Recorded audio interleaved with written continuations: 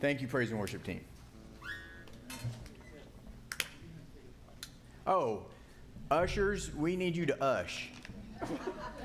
We're gonna take up an offering, which works out perfect because I have a little bit of a prologue before we get into the message today. Is it okay if I do a little bit of a prologue? Do I have your permission? Because I just really kind of want to talk about us. Us. So we have a pretty intimate group here today, and looking around, I do see a handful of visitors, but for the most part, it's our normal family that's here. So I kind of just want to talk about that. And if you are a visitor, maybe you won't be a visitor. Maybe you'll decide, hey, I want to be a part of this family. I want to join this family. And we want you to. We want you to be a part of this family. But happy Father's Day. So in the spirit of Father's Day, I want to do what I feel is like one of the most religious things that I can do for you fathers is to share a few dad jokes. Bad jokes? Yeah, bad jokes, yeah. So, all right, here we go. What do you give, this is for Stan, what do you give to the dentist of the year? A little plaque. Man, I need a brum-bum-bum. Where's Craig go? I need a brum-bum-bum. All right. This is for you, Daryl. Okay?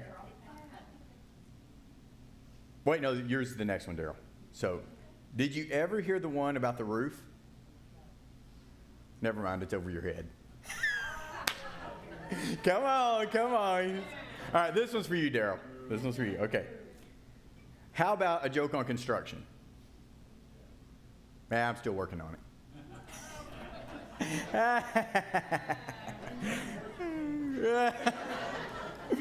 Oh, come on, dads, you know the cheesy. We love them. So I want to talk a little bit about our family, our church family here, if that's okay. And this is a prologue.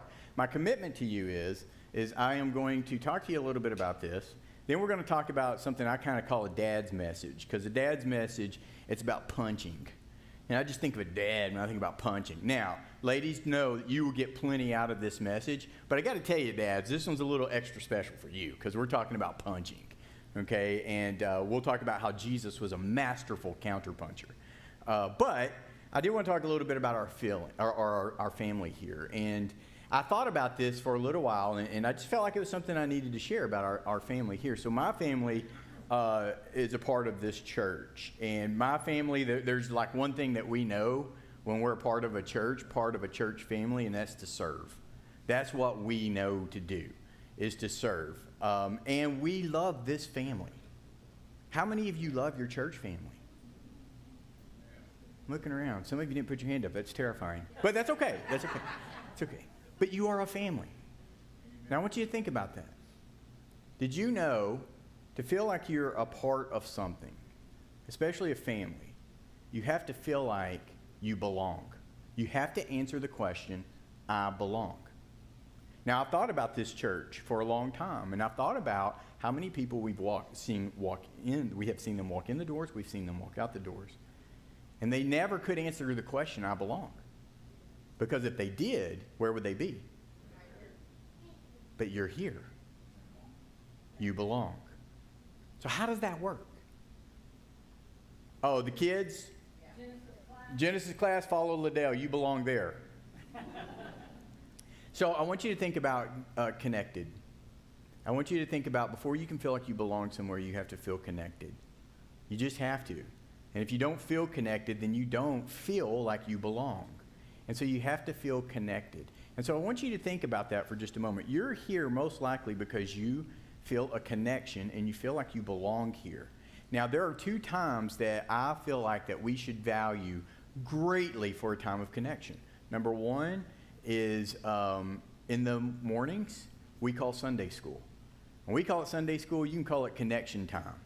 But that is a time, and we've tried to foster this to where when you come in there, you do learn, but we learn together. It is really a time of connecting hearts. We talked about that this morning in our class, and you can just tell there's just hearts that are connected. So heart is about, or connecting is about your heart connecting. You who belong here feel connected. or you wouldn't be here. Okay? You don't stay where you don't belong. You just don't. You feel connected. So number one is I'm going to say that. Number two is Stan said a long time ago, he goes, I think we maybe undervalue fellowship. Well, if you watch what happens here after church, we dismiss at X time, and the people who's responsible for locking up are flashing lights to get us out, right? I will encourage you, leverage that time. Spend that time. Don't rush. Now, people locking up, you're not going to love me for that. But don't rush. Spend that few moments to connect with someone. You're going to have a difficult time feeling like you belong if you haven't connected. And so the last thing that I will tell you is it's going to be difficult to connect if you're not committed. I believe you have to be committed to two things. To be a successful body, I believe you have to be committed to two things. Number one, God. If there's ever anybody up here that teaches you anything other than a commitment to God, I wouldn't stay. I would go somewhere where people are teaching you to be committed to God and grow your commitment to God. And the second thing is that I believe that's almost as equally true, but it comes second to committed to one another. What does that look like? Committed to one another. Well, I will be honest with you, it doesn't mean come get fed and not help feed somebody else. It does mean that you spend that time connecting. So I'm going to come back to this a little bit later because I think we're going to have some fun. You guys have taught me this. This is the beautiful thing. And I think about Karen McDaniel. And she has no idea I was going to say this. So I think about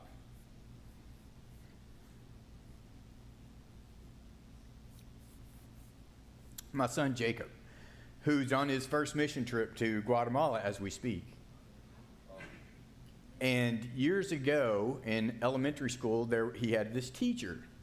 And he knew this teacher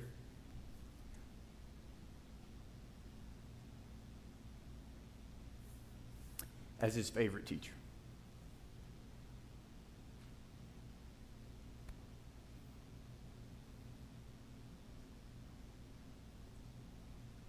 That had an impact on his life.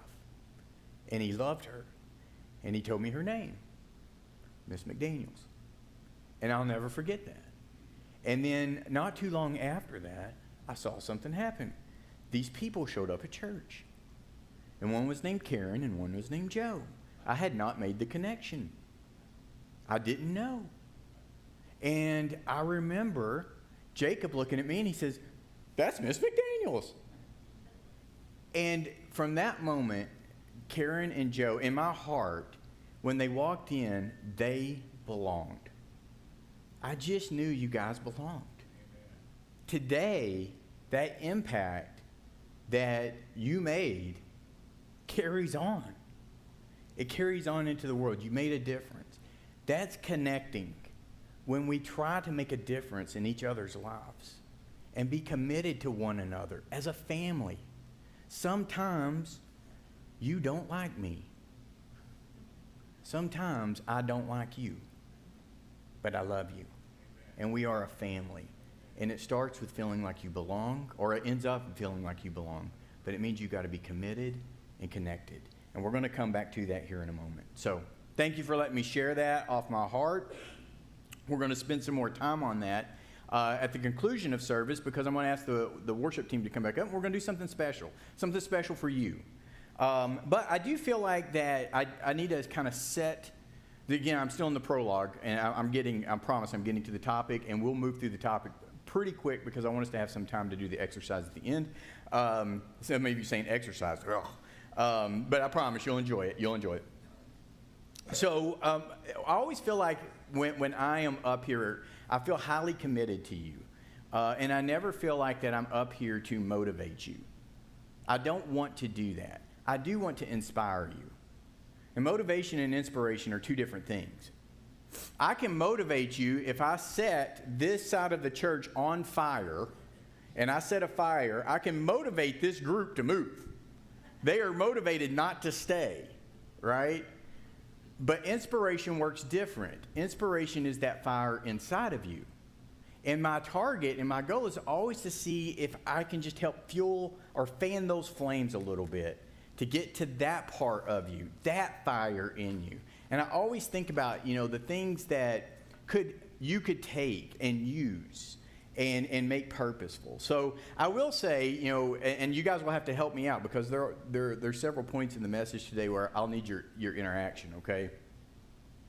But I will say that this message, I had a lot of fun making it. So I hope the fun that I had coming together with this message, you'll enjoy as much as I enjoyed putting it together, because I am a competitive person, and this has a lot to do with kind of being competitive.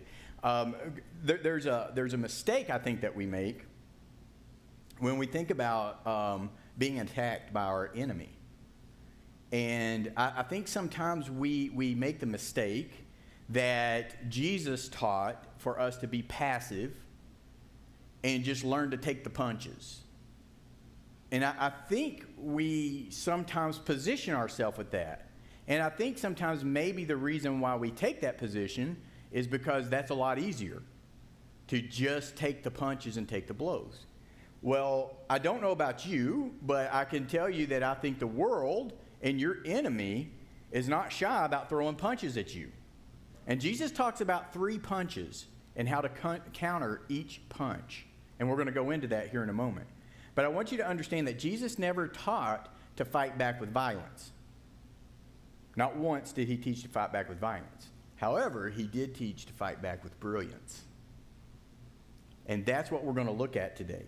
So we're literally going to talk about fighting and how you are to fight.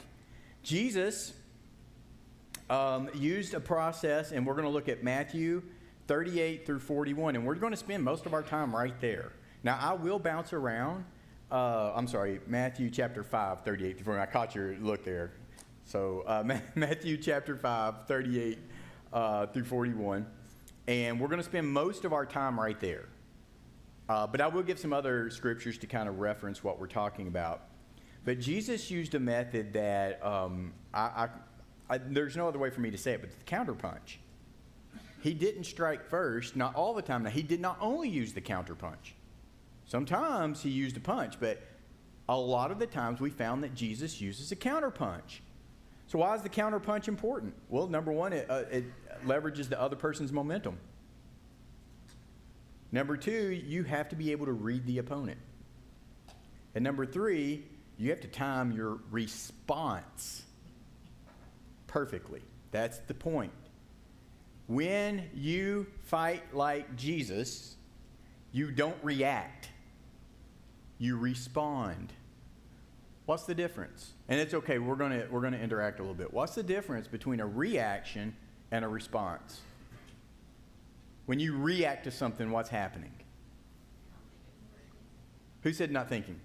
Not thinking. What's happening, Amy? You're emotionally charged, aren't you? And it's doing the thinking for you, right? Now, I believe there's times, and I believe we were structured to react in some things. It's survival, right? It's survival.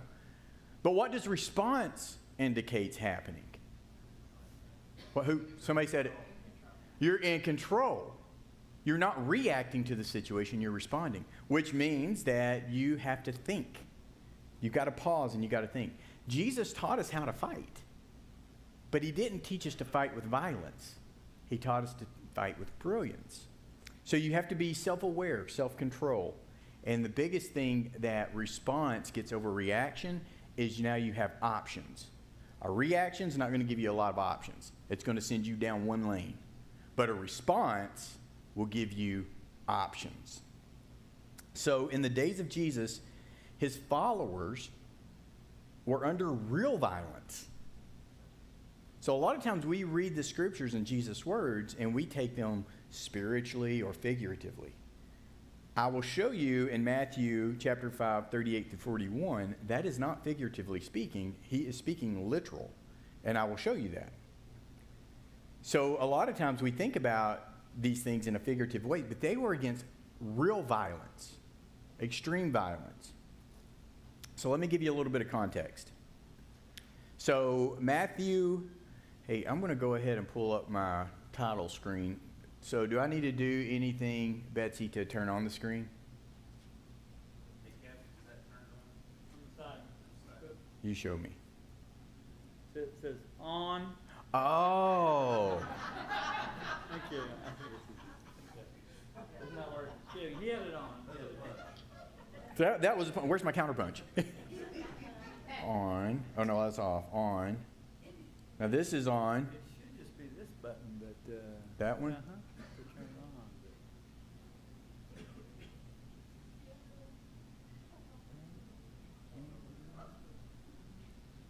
on. Hey, here we go. Got it. See, I told you I had a little bit of fun doing this one, just so you know. So today we're going to learn about the counterpunch. So I'm going to give you a little bit of context. And then we're going to look at three, and you guys are going to help me on a few of these, okay? But we're going to look at three strikes, three punches the enemy will make on you, and three ways Jesus taught to counter them, okay? So let's first give a little bit of context. Matthew, the chapter captures the Sermon on the Mount, Matthew chapter 5. So prior to verse 38, there's several things that's discussed. We're not going to go into all of those things. So the Beatitudes, light of the world, fulfillment of the law, murder, adultery, divorce, and oaths. So all of these things was covered before he gets to the point of talking about your enemy is going to punch you. Here's how to respond to that, not react to that. Because if he allows them to just react, he knows throughout witnessing it, they respond with violence. Okay? Or are you looking at me funny? I did everything right? I said everything right? Okay. So I always say, you know how it is, Stan. You always look at the wife for cues. So now we enter verse 38. Jesus begins to teach his followers how to respond to violent resistance. So they're violently receiving resistance. Jesus says, respond like this. Do it like I'm telling you. Okay? So I do want to talk about eye for an eye. This is the Latin term is lex talionis, or the law of retribution. This is when a penalty fits the crime for the same severity of the offense. So we have all heard eye for an eye, tooth for a tooth. Now, often I've always heard about that eye for an eye and tooth for a tooth as kind of a harsh thing, but it's not. It was put in place because at that time people didn't have, if you can imagine when it was first formed, so if you knocked out one of my teeth, I would knock out 5 of yours. Okay, so they had to have some way of leveling it off. So the law, and this was not an uncommon law, it's an ancient law, was, and the Bible describes it as eye for an eye and tooth for a tooth. It means I can only do to you what you have done to me, an equal for equal. It's not a harsh law at all, okay? And so that's very important to understand because Jesus references that as he goes in and starts teaching them how to respond. So in Matthew 5:39, this is very important. He says, do not resist, and I'm reading from a particular version here, but do not resist an evildoer. Now, I want you, he's not talking about not to fight back. The actual translation of that, if you go back into the actual literal translation, it says, do not resist in kind an evildoer. He referenced eye for an eye. Now he's talking about do not resist in kind, because he immediately goes into how to resist when this happens, but not with violence. He goes into how to resist with brilliance, okay? So I want you to think about that for just a moment, and I want you to, there's 3 attacks of the enemy, okay? So he talks about 3, and we're going to look at those, but I want to ask you, you're going to help me with this. So the first one is the insult. That's the first thing that he talks about that you will be attacked with is an insult. So let me ask you this question. When the enemy comes at you with an insult, what is the enemy attacking? So if you're insulted, what just got attacked? Pride. Your pride. Your ego. Our oh buddy ego. Guess what? Your enemy is going to come after your ego. We're going to look at what you do because we're going to do like Jesus said to do. How to counterpunch that. Make no mistake. Your enemy is going to punch your ego. Your enemy is going to insult you. The second one is greed. So if someone is greedy to you, what's being attacked? What are you having attacked when somebody is reflecting greed? Your stuff. Your stuff. So, again, make no mistake, Jesus told us this. Your enemy will punch you with an insult. Your enemy will punch you with attacking your stuff. How do we counterpunch that? Well, he teaches us, and we're going to look at that. Okay? And the third one is oppression. So when a people or a person is feeling oppressed, what's being attacked? Spirit. What else? Power. That person's power is under attack. Those three things, Jesus said, your enemy will attack you in those three ways. And he's teaching his people this. I don't believe it's any different today. I believe your enemy will attack you in those three ways. And I do believe if you're not ready to counterpunch, then you will react and try to punch back as opposed to counterpunch back. And when you react as opposed to respond, I don't believe you're going to get the results that you want. So how do we counterpunch? Well, let's just look at it. Let's look at verse 39, and Jesus says, "But I tell you, do not resist an evil person." And again, remember it's talking about do not resist in kind an evil person. Do not try to do what they did to you. Do not repay evil with evil. He says, don't do that. That would have been justified. Eye for an eye. You could return evil with evil. In their legal system, that would have been justified. But he's saying, do not do that, because that's not going to get you anywhere. He says, if anyone slaps you on the cheek, turn to them the other cheek. So the first punch that we have is the punch of an insult. And Jesus says, we know this saying, right? Turn the other cheek. What is he talking about? Because this is not figuratively speaking. My whole life, I've kind of thought about that as figuratively speaking, but it's not. This is literal. Here's what would happen. In Jesus' day, hitting a person on the cheek would have been a forceful insult, but it would not have been considered a violent one. People would do that. They would backhand you as an insult to show that you're lesser than they are. And many times they would do that to provoke you, because they're trying to provoke you to violence. However, in that day and age, a backhand slap would not have been considered violence. So you could do that. So notice that Jesus is specifying a strike on the right cheek. This implies a backhanded slap. So we know in that day and age, and you got to think about this as an oppressed people, they walked by and they would backhand slap them. Okay? And when they did that, they would be saying, you're less than I am. But Jesus doesn't say stand there and let them slap you. He doesn't say stand there and let them slap you again necessarily. What he says is he says stand up and turn the other cheek. Now if I just backhanded you and I turn the other cheek, now which way you've got to hit me? Because they're going to use their right hand to do it. Now you've got to strike me with your palm. This is called peaceful resistance. He was teaching them, don't stand there and just take the beating. He was teaching them to turn the other cheek, meaning stand back up, turn the cheek. Now they can no longer hit you with the back of their hand. They are forced to hit you with the palm of their hand. When you slap somebody with the palm of your hand, that was a way back in that day saying, you are my equal. I'm challenging you toe-to-toe as an equal. And that's what Jesus was teaching. This was peaceful resistance.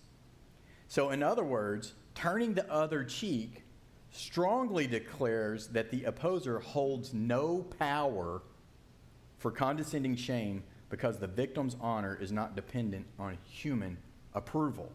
So when they struck him down, Jesus was not saying, you stay down there or stand up, let them hit you again. He's literally saying, stand up, turn the other cheek, so you just changed the conversation.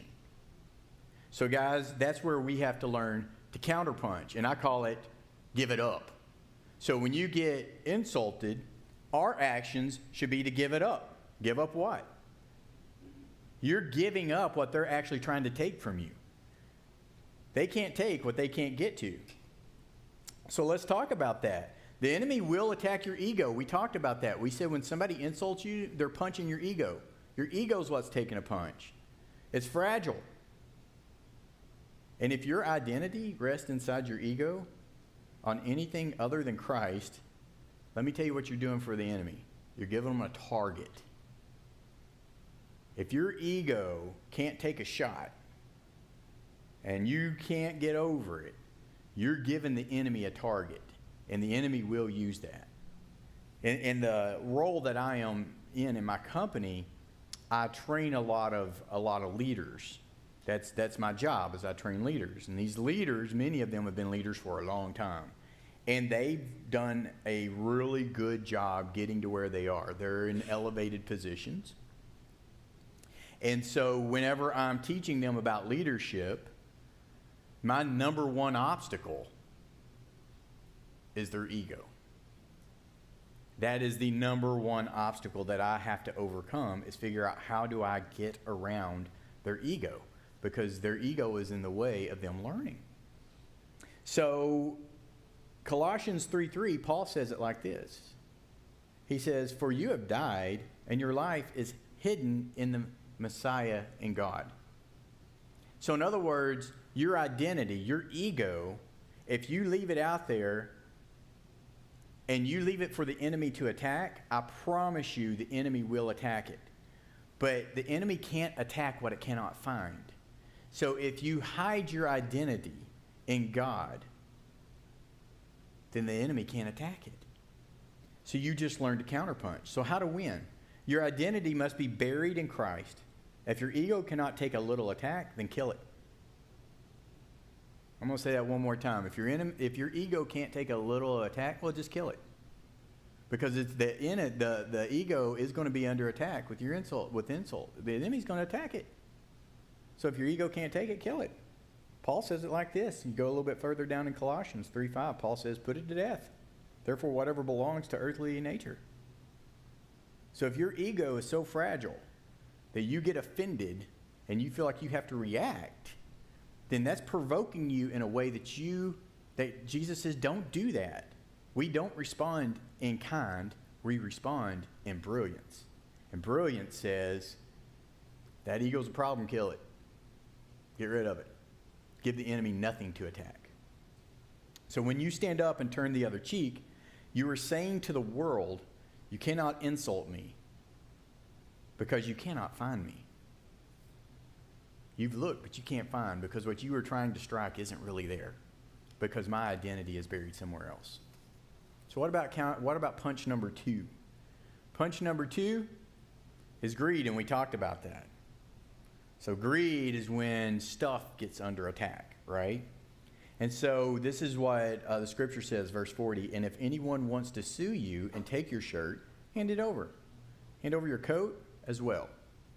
What does that mean? Well, in this case, a greedy person is suing someone for something that has little to no value, which would have been their tunic. Their tunic is kind of like what we would call our underwear. It has not a lot of value. And I love each and every one of you. But I have no value in that. Like, that's not something I would think to sue you. But if you're so greedy that a person would sue you for that, then Jesus says here's how to respond. Because in that day and age, you could sue someone for their clothing. You could take their clothing, okay? You could take their clothing. You would have to give it back to them by the night so that they wouldn't freeze to death. But you could take their clothing. You could sue them for it. And so what Jesus is saying is, he says when somebody is that greedy, don't respond in kind. Don't go back and countersue. He doesn't say countersue, but he does show a counterpunch. He says, if they're so greedy to take your tunic, give them your coat as well. Well, why did he say that? Your tunic would have little to zero value. Just like, again, not to get too graphic, your underwear. It's not going to be a lot of value to other people. okay? You don't go to yard sales to buy that.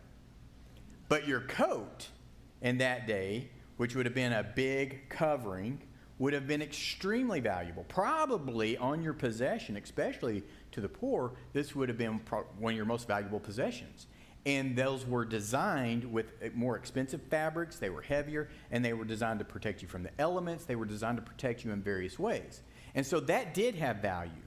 So Jesus is literally saying, when your enemy comes after you, and if they're so greedy that they're saying, give me that, he says, don't just give that to them. Give them even more. In other words, kill them with radical generosity. Give them more than what they ever thought they could get. Gain back control by responding, not reacting. Reacting may say, oh, you take mine, I take yours. But responding says, if that means that much to you, take this as well. Have it all. And that's the response. Stuff means a lot to greedy people. And I do think about how stuff can control you in your life. And I will tell you that if you expose that to your enemy, I promise you, your enemy will throw the punch of greed and hoping you react to it. But Jesus taught us to respond with brilliance, not violence. And so we don't respond in kind, we respond with brilliance. And brilliance is not to do that. And I think about a time in my life when we had a particular group of friends.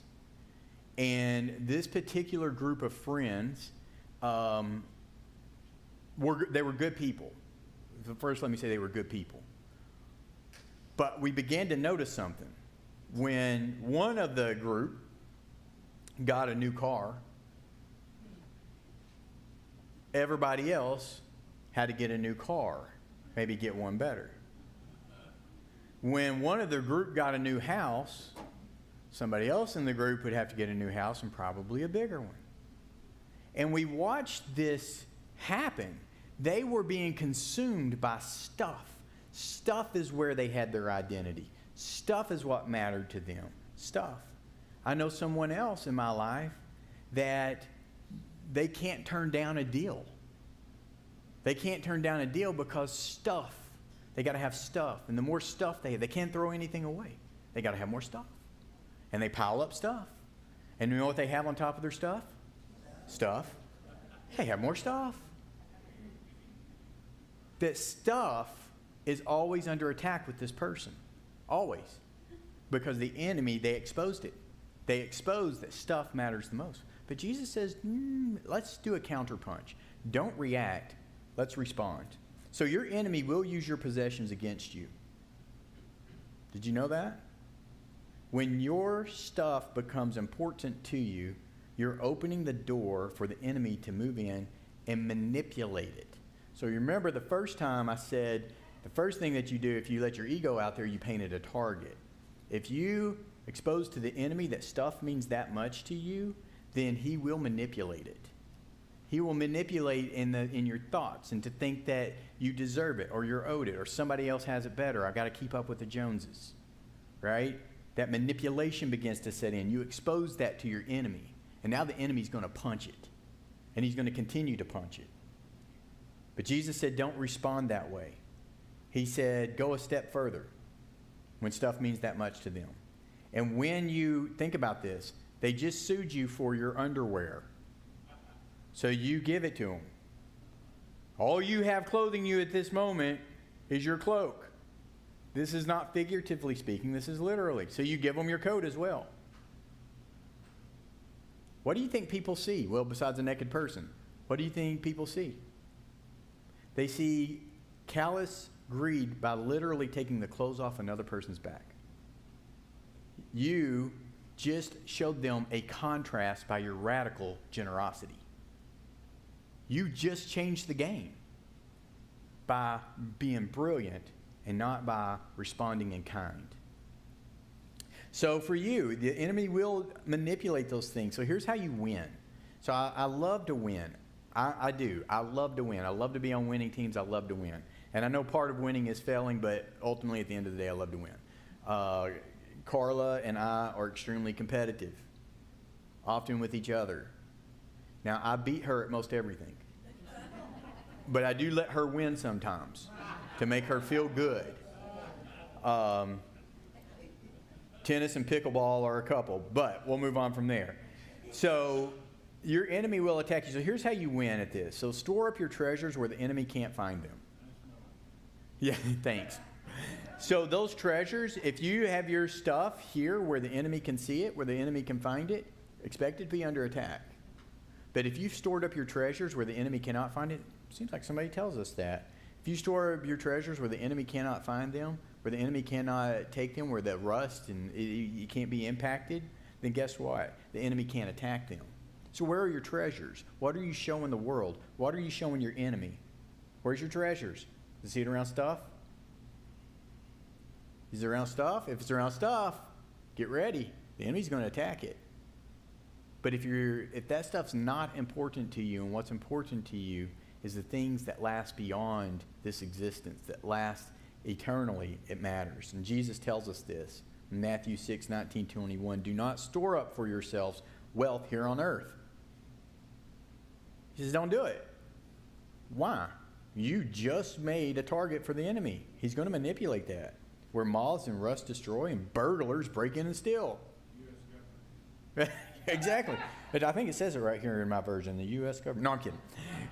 Instead, store up for yourselves wealth in heaven where neither moth nor rust destroys and burglars do not break in or steal. For where your wealth is, there your heart will be also. Don't leave it out there for the enemy attack. Jesus says counterpunch.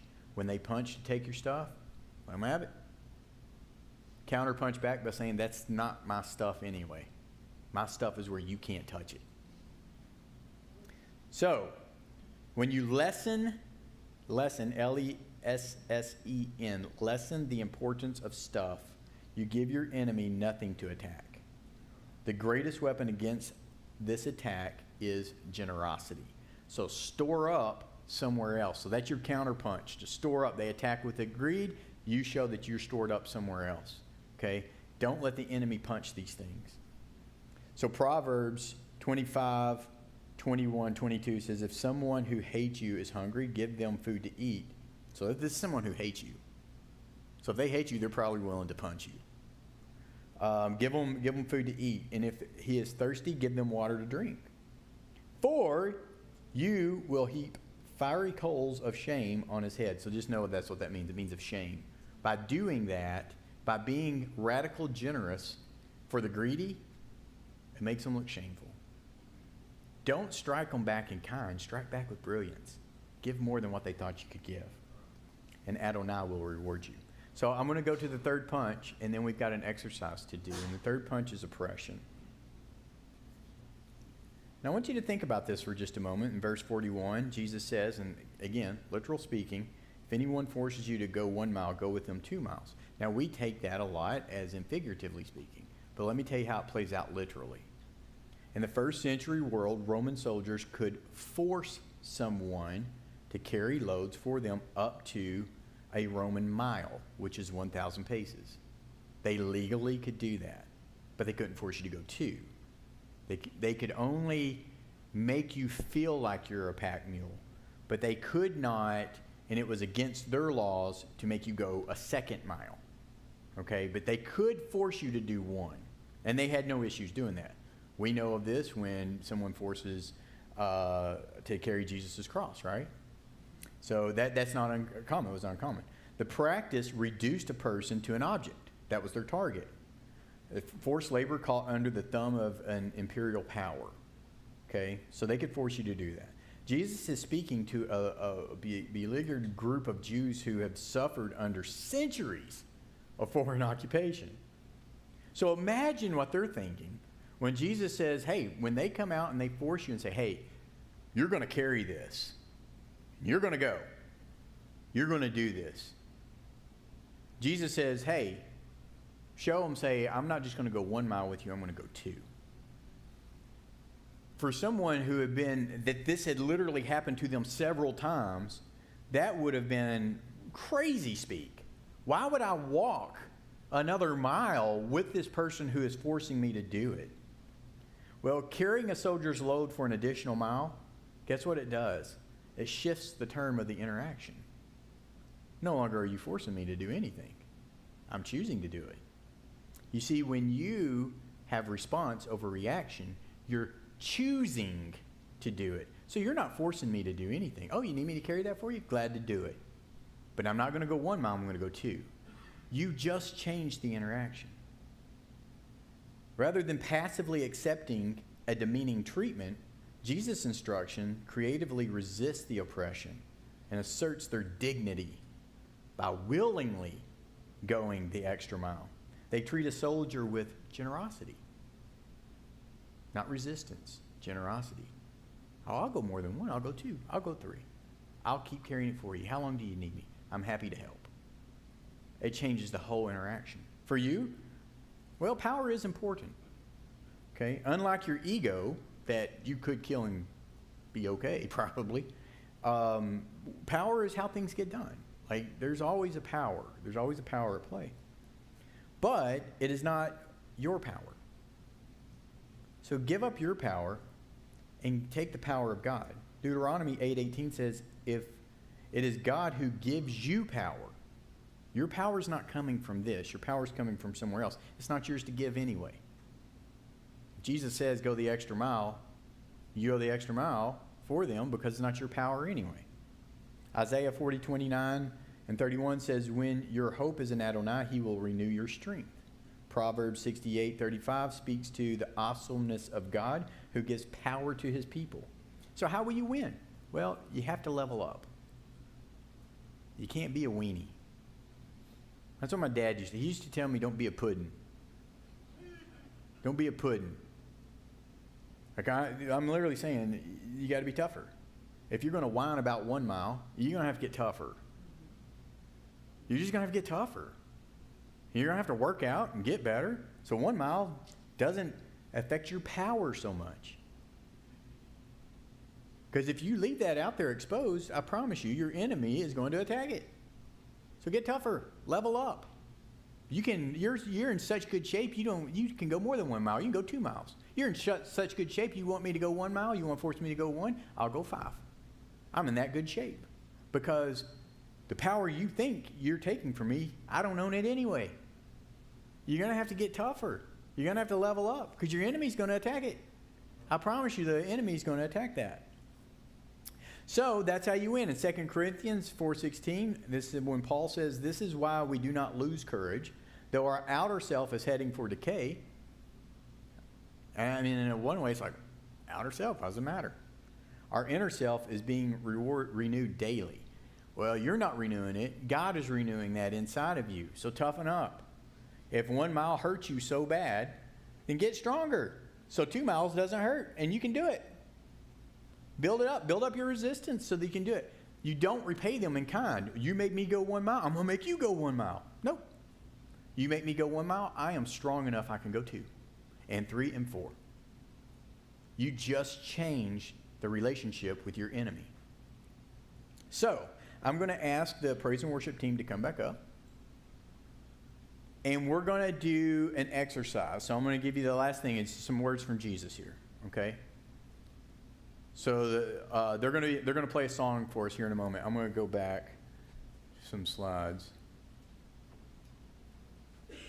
So we're just going to leave it there on Counterpunch. And I want you to think about what we talked about at the very beginning in the prologue when we talked about being a family. And something that I understand and I know, I get it. Sometimes the enemy's punches, it's hard to counterpunch. And I don't believe we're meant to do it alone. I need you. I need you. I believe we're meant to do this together.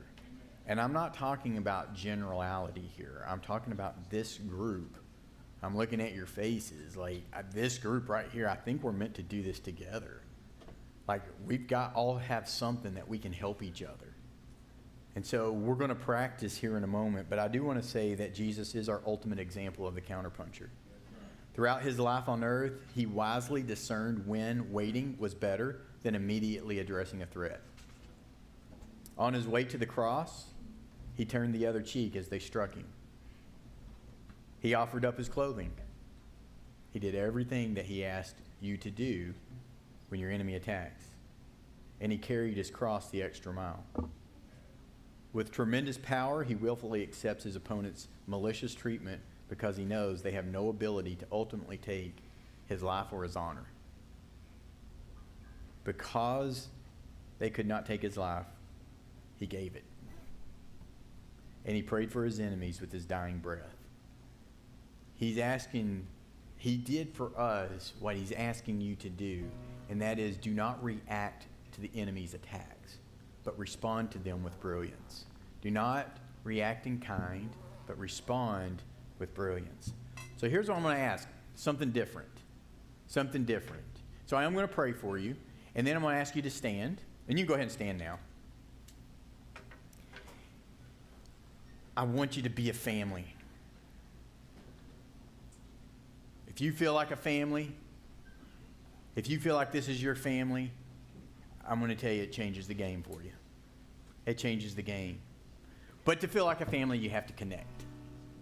So we're going to do something that Stan calls intentional fellowship. This is intent. I want you guys to have a special time to just connect with one another. That's right, just general fellowship.